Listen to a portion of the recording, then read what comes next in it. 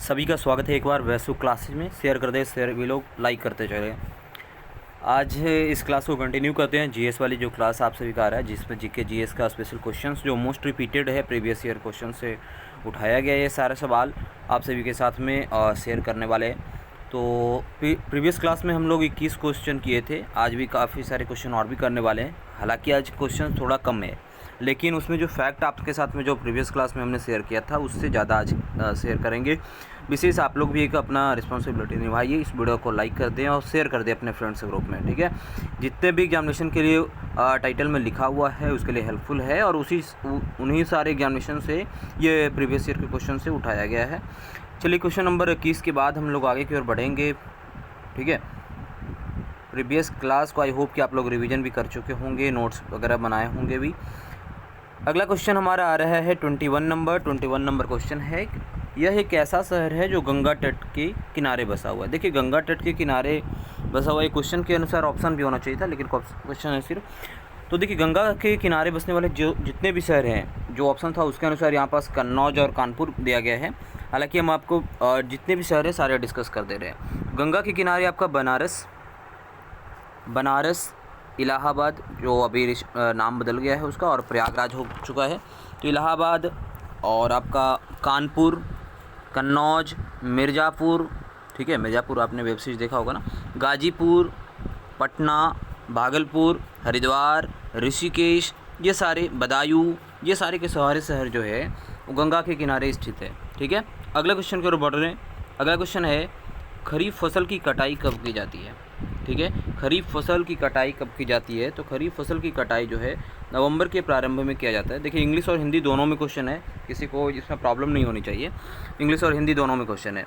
खरीफ फसल की कटाई कब की जाती है, तो नवंबर के प्रारंभ में किया जाता है। अगर कोई सवाल कहीं पर दिखे कि रबी फसल की कटाई कब की जाती है, तो रबी फसल की कटाई जो है वो अप्रैल से जून तक किया जाता है, ठीक है। अप्रैल से जून तक किया जाता है रबी फसल की कटाई। अगले क्वेश्चन की ओर बढ़ रहे हैं। अगला क्वेश्चन है कि हिमानी यानी ग्लेशियर बर्फ़ का एक विशाल पिंड है जो, यानी ग्लेशियर को आप कैसे डिफाइन करेंगे, तो ग्लेशियर को डिफाइन आप इस तरीके से कर सकते हैं कि shelter at the top most site of the Himalaya mountain range, यानी हिमालय पर्वत के श्रेणी के शीर्ष स्थलों पर छाया रहता है। एक लेबल है, ठीक है, जो हिमालय पर्वत के शीर्ष पर होता है, टॉप मोस्ट लेयर टॉप पे होता है, ठीक है। अगला क्वेश्चन क्यों बढ़ रहे हैं, जो कि आपको प्रीवियस ईयर क्वेश्चन अभी भी अगर आप लोग मॉक वगैरह लगा रहे होंगे तो उसमें भी ये क्वेश्चन मिला होगा। पानीपत का प्रथम युद्ध कब लड़ा गया, when was the first battle of Panipat fought, ठीक है।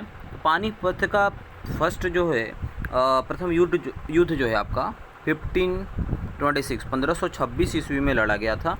किसके किसके बीच में, तो बाबर और इब्राहिम लोदी के बीच में, ठीक है, बाबर और इब्राहिम लोदी के बीच में। अगर यहाँ पास ये तो प्रथम है, अगर सेकंड आपका पूछ दिया जाए किसी एग्जामिनेशन में, सेकंड अगर आता है तो उसका आंसर होगा 1556।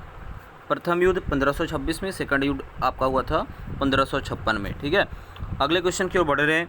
खिलाड़ी धनराज पिल्लई कौन से देखिए धनराज पिल्लई जो हैं वो हॉकी से रिलेटेड है। अब हॉकी से रिलेटेड जो सवाल काफ़ी सारे और भी प्लेयर्स के नाम आता है वो हम आपके साथ में शेयर करते हैं। सबसे जो अभी फेमस चल रहा है PR श्रीजेश, ठीक है।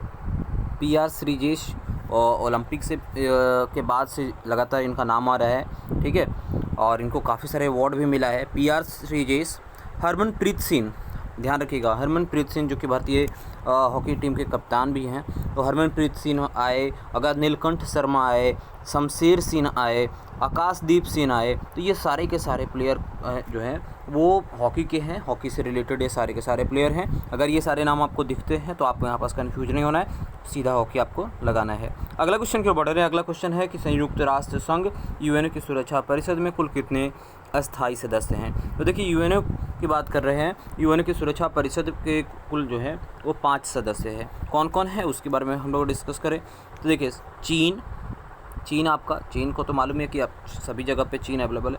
चीन, फ्रांस, ठीक है, चीन है, फ्रांस है, UK United kingdom, USA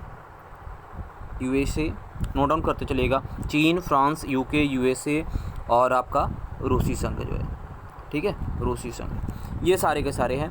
UN का अगर हेडक्वार्टर की बात कर ले तो UN का हेडक्वार्टर आपका है न्यूयॉर्क में, यूएनए का हेडक्वार्टर न्यूयॉर्क में है। काफ़ी सारे एग्जामिनेशन में ये भी पूछा जाता है हेडक्वार्टर, ठीक है। यूएनए का हेडक्वार्टर आपका न्यूयॉर्क में है। अगले क्वेश्चन की ओर बढ़ रहे हैं, कौन सा सिंधु सभ्यता का स्थान वर्तमान में पाकिस्तान में है। देखिए पाकिस्तान के में आपका ये हड़प्पा जो है सिंधु सभ्यता का ये क्वेश्चन है। और सिंधु सभ्यता के बारे में एक फैक्ट जान लीजिए कि सबसे पहले खोजी गई सभ्यता है सिंधु घाटी सभ्यता, ठीक है। और इसका जो हड़प्पा जो स्थल है जहाँ जूते हुए खेत का जो है प्रमाण मिला था, तो ये हड़प्पा आपका पाकिस्तान के पंजाब प्रांत जो है वहाँ पास ये स्थित है, ठीक है। कालीबंगन कहाँ है आप लोग कमेंट बॉक्स में बताइएगा। अगला क्वेश्चन की ओर बढ़ रहे हैं, अजमेर। अजमेर कौन सी सूफी संत से संबंधित है। तो अजमेर में देखिए, अगर आपने वो जो सीरियल आता था या मूवी वगैरह देखा होगा या अकबर के बारे में पढ़ा होगा, तो उसमें एक नाम आया था ख्वाजा मोइनुद्दीन चिश्ती, ठीक है। तो मोइनुद्दीन चिश्ती जो है वो अजमेर से रिलेटेड हैं और अकबर के समकालीन थे। अकबर इनके पास जाया करते थे, ठीक है, अकबर इनके पास जाया करते थे। अगला क्वेश्चन की ओर बात करें तो यह एक ऐसा मुग़ल राजा था जिसने धार्मिक संप्रदाय दीन इलाही की स्थापना की। दीन इलाही की शुरुआत किसने किया था।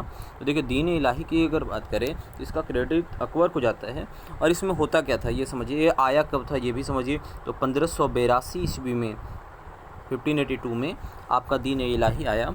इसमें होता क्या था कि जो सभी धर्म थे, हिंदू मुस्लिम सिख ईसाई जो भी थे, पारसी वगैरह, सबके लिए रूल्स था। लेकिन इसमें जो प्रमुख जो धर्म थे हिंदू और मुस्लिम, इसके लिए कुछ अलग से रूल्स थे, जिसमें जो इस धर्म को अनुयायी थे उनके लिए भी विशेष चीज़ें थी, ठीक है। अगला क्वेश्चन की ओर बढ़ रहे हैं। अगला क्वेश्चन है मानसून हवाएं कौन सी हवाएं होती है, ऐसा क्वेश्चन है।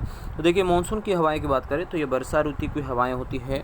और मानसून हवाएं आती कहाँ से है, अगर बात करें खास करके इंडिया की, भारत की बात करें तो बंगाल की खाड़ी, अरब सागर और हिंद महासागर, ठीक है, हिंद महासागर, इधर से आपका ये हवाएं जो है उड़ती है और ये खास करके वर्षा ऋतु में होती है। अगला क्वेश्चन है कि भारत एक धर्मनिरपेक्ष देश है, इसका तात्पर्य क्या है। धर्मनिरपेक्ष का मतलब क्या होता है, मीनिंग बताइए। तो इसका मीनिंग तो होता है कि भारत कोई राज्य स्तर पर धर्म नहीं है, ठीक है। धर्मनिरपेक्ष के बारे में क्या है कि किसी भी धर्म को कोई भी मान सकता है। संविधान में इसके बारे में मेंशन किया गया है भी कि किसी भी धर्म को मानने की स्वतंत्रता है। धर्म के आधार पर कोई भी कहीं पास भी भेदभाव नहीं किया जाएगा, ठीक है। तो इसलिए बोला गया है कि भारत एक धर्मनिरपेक्ष देश है। अगला क्वेश्चन की ओर बढ़ रहे। अगला क्वेश्चन और लास्ट क्वेश्चन भी है आज के इस क्लास का, राष्ट्रीय राजमार्ग नेशनल हाईवे किससे जोड़ता है। तो देखिए राष्ट्रीय राजमार्ग जो है नेशनल हाईवे जो है व्यापार केंद्रों और राज्यों की राजधानी को जोड़ता है, यानी commercial centre and state Capitals को जोड़ने का काम करता है। अगर इंडिया की बात करें, इंडिया में सबसे फर्स्ट जो नेशनल हाईवे बना था राष्ट्रीय राजमार्ग वो NH1 था, जो आपका न्यू दिल्ली से अटारी बॉर्डर, पाकिस्तान के जो है ना अटारी बॉर्डर, आप लोग देखे होंगे इंडिपेंडेंट डे के दिन, स्वतंत्रता दिवस जिस दिन मनाया जाता है उस दिन शाम में आपको दिखाया जाता है टेलीविज़न पे। तो वो सारी चीज़ न्यू दिल्ली से लेकर के अटारी तक यह बनाया था नेशनल हाईवे फर्स्ट जो बना था वो, ठीक है। आई होप कि इस क्लास से आपको काफ़ी सारी इन्फॉर्मेशन मिला होगा और इससे आगे के क्वेश्चन को बहुत जल्द कंटिन्यू करने वाले हैं। फिलहाल इस वीडियो को लाइक नहीं किया, लाइक कीजिए, वैसे क्लासेज को सब्सक्राइब कीजिए और शेयर कीजिए अपने सभी फ्रेंड्स ग्रुप में।